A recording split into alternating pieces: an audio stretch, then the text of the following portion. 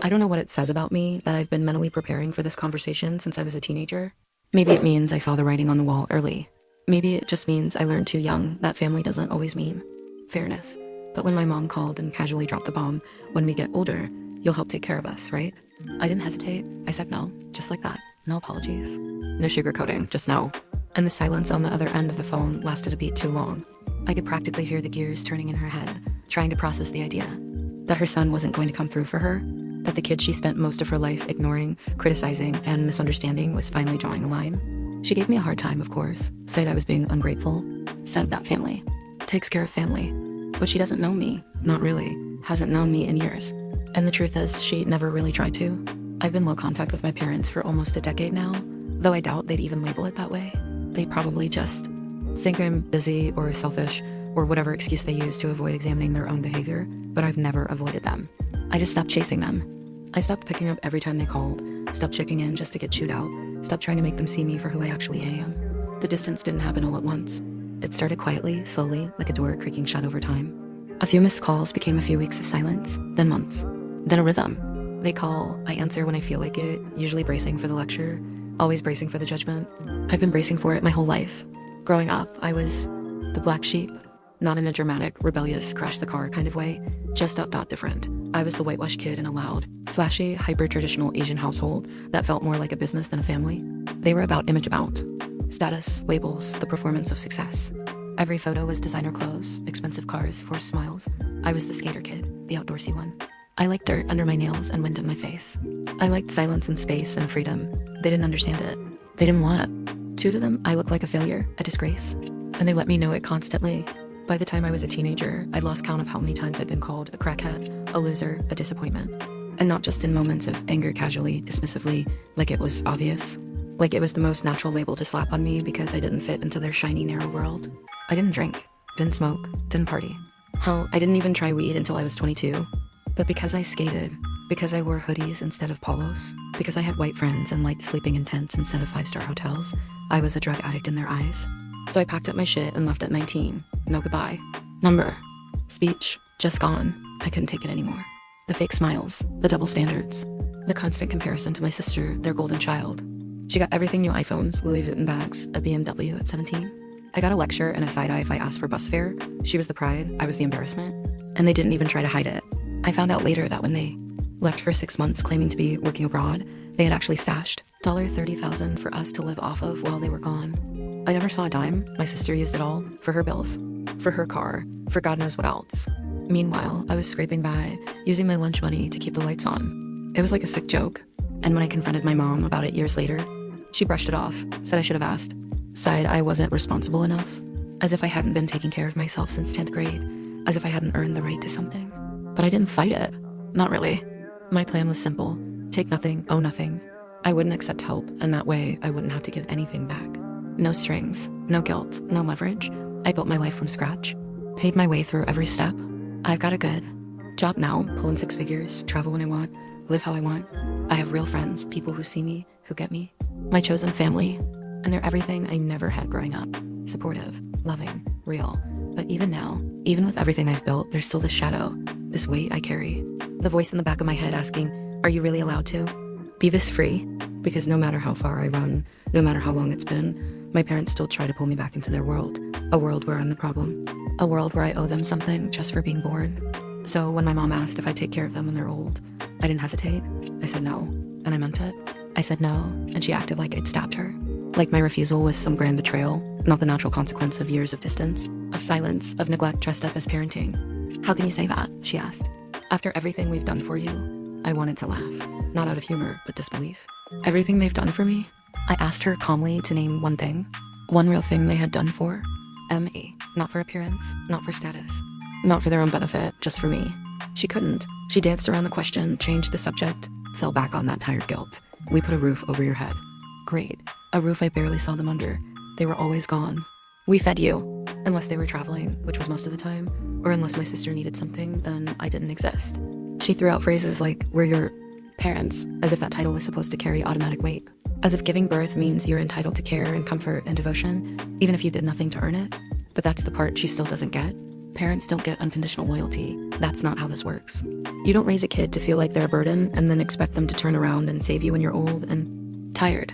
You don't ignore, insult, and gaslight your child for years, then act shocked when they say they won't be your retirement plan. That's not family. That's manipulation. I didn't tell her all that though. I didn't need to. The silence on the phone said enough. And when she started trying to pivot, started hinting at how other families take care of their elders, how real children make sacrifices, I told her straight, I'm not doing this out of spite. I'm doing this out of survival because I can't afford to go back. Not emotionally, not mentally. I've clawed my way out of that house, out of that guilt trap, out of the constant need to prove myself to people who never actually saw me. And I'm not stepping back into the fire just because they've decided it's time to collect. She got quiet after that. We haven't spoken since, and honestly, that silence feels like a relief. Like a full breath after years of shallow ones. I've been thinking a lot about guilt lately, about how it's still wired into me even though I know better, about how I still flinch when someone accuses me of being selfish, even when I know damn well I'm not. I still have that little voice whispering, what if they're right? What if you're just cold? But then I remember every time I sat alone at school events, every time I overheard them brag about my sister while pretending I didn't exist. Every time I was told my dreams were stupid, my friends were too white, my hobbies were a waste of time. I remember being 15 and watching my sister drive off in her new BMW while I was walking to work to pay my phone bill. I remember the sting of being called a crackhead just because I wore Vans instead of Ferragamo. I remember not being believed, not being prioritized, not being loved in the way a kid is supposed to be. That's why I said no. Not to hurt them, not to make a point, but because there's nothing left to give. They took it all. Every time I hung up the phone instead of arguing. Every time I swallowed my hurt instead of lashing out.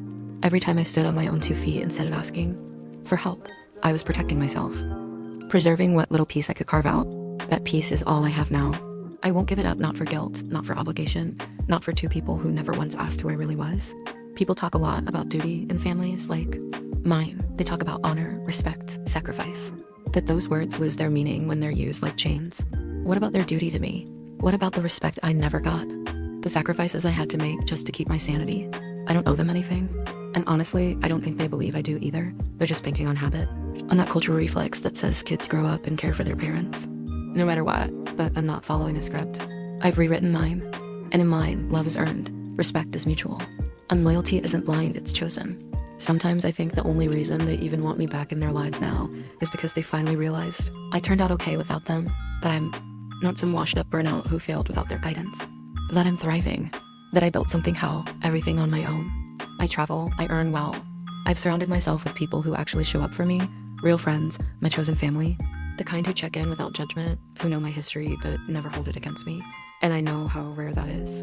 I know how hard it is to unlearn everything you were taught about family being everything, even when that family hurt you, ignored you, and made you feel like a stranger in your own home. But I did the work.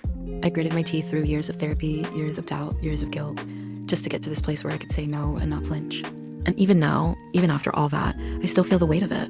That internal war between what you know is right and what you were raised to believe. Because yeah, some part of me still feels like the bad guy for saying I won't take care of them when they're old. Like I failed some invisible test. But then I remind myself they didn't even show up to my high school graduation. Not because they couldn't, because they didn't want to. Because they were off living their lives, dad with his new wife overseas. Mom wrapped up in her own image of perfection, and I was just the leftover kid who didn't fit into their glossy Instagram version of parenthood. I don't think they ever realized I was keeping score. Not out of revenge, but out of clarity. Out of self-preservation. I kept track of who showed up and who didn't, who asked questions and who made assumptions, who gave and who took. And they've always taken, always expected more than they gave. My sister, on the other hand, was handed everything. I watched it in real time. The new clothes, the expensive vacations, the open checkbooks. When she turned 16, she got a birthday party that probably cost more than my first 2 years of rent. When I turned 16, I got a phone call. Not even on time. They didn't even know what I was doing half the time. Where I worked, how I paid for school, who I lived with. It never mattered to them. Not until now. Not until they needed something. And now that I've said no, I'm suddenly the ungrateful. One, the disrespectful son. The one who forgot where he came from. But I didn't forget. That's the whole point. I remember everything. Every skipped milestone, every insult, every cold shoulder when I just needed one person to ask if I was okay. And the irony is, I'm better off now than I ever would have been if I'd stayed in their orbit. I made my own path, messy and complicated as it was. And now that I'm steady, they want back in. But not because they miss me, because they need something from me. And I refuse to be someone's backup plan. Someone's caretaker, not because I'm loved, but because I'm convenient. I've got boundaries now, still walls.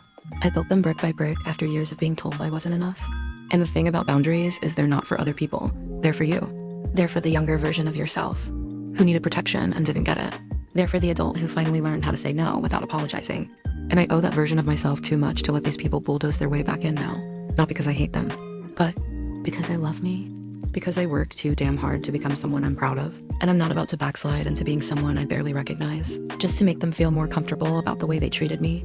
The last time I visited their house, I walked through rooms that used to feel like mine and realized they never really were.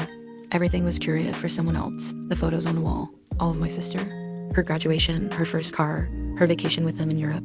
Not one of me. The only trace of my existence was a dusty trophy from when I was 10, shoved on a bottom shelf in a guest room no one uses. And that's when it hit me. They never really saw me. Not as a person. Not as someone with needs, dreams, a life of his own. I was a role they didn't know how to fill, so they ignored it. And now, after all this time, they think they get to rewrite the script. They want me to play the dutiful son now, the one who drops everything to care for them because that's what good kids do. But I'm not their puppet. I stopped performing for them years ago. I don't want revenge. I don't need an apology. I'm not holding out hope that they'll wake up one day and suddenly understand me. That ship sailed when I left without saying goodbye. What I want is peace. I want to live a life that isn't defined by the trauma they pretend never happened. I want to keep choosing the people who choose me back, who don't make love conditional or respect transactional. And if that makes me the bad guy in their story, fine, let them talk. Let them spin their version of events where I'm the cold, heartless son who abandoned his family. I don't need to convince them otherwise. I know my truth. I've had to live in it every day since I packed my bags and disappeared. And here's the part they'll never understand. Saying no to them wasn't cruel. It was kind. Kind to myself. Kind to the kid I used to be who waited years for someone to show up and realized no one was coming. Kind to the future I'm building. One that doesn't revolve around guilt or obligation or blood that never acted like family. I don't regret my answer. I won't take care of them when they're old. I won't uproot my life or bleed myself dry for people who couldn't even be bothered to ask how my finals went or where I spent Christmas or if I had food in the fridge. And maybe they'll never forgive me for it. Maybe my sister won't either. She's deep in it still orbiting their world of image and appearances and quiet resentment. But that's her choice. She got the money, the cars, the attention. I got freedom. And I wouldn't trade it. So no, I don't feel bad. I don't feel guilty. I feel free. And I finally get to live a life where I get to decide who I take care of. Where love is earned, not owed. Where family is built, not inherited. Where being happy doesn't come with strings attached. That's what I chose. That's what I'll keep choosing. Every damn time.